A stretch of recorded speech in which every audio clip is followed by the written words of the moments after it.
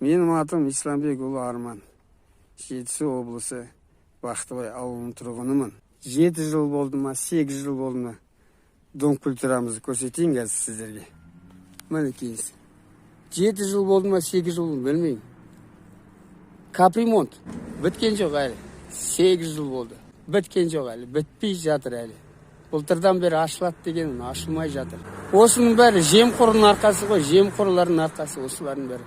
Алла жемқорлардан тазартсын біздерді. Еліміз, жеріміз көгеріп көктесін. Біздің мектепте осылай міне биыл бастады. Білмеймін мектебінде қанша жылда бітеді. Сентябрьде бітеді деген.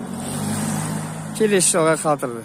Міне біздің мектеп. Анау апрельде бастаған. Сентябрьге үлгереміз деді. Капремонт. Міне.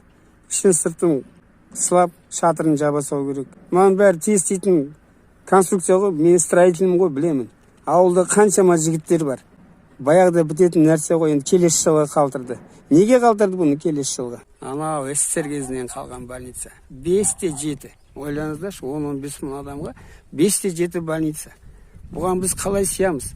Қалай біз балаларымызды емдейміз? Қалай біз қарт аналарымызды емдейміз мұнда?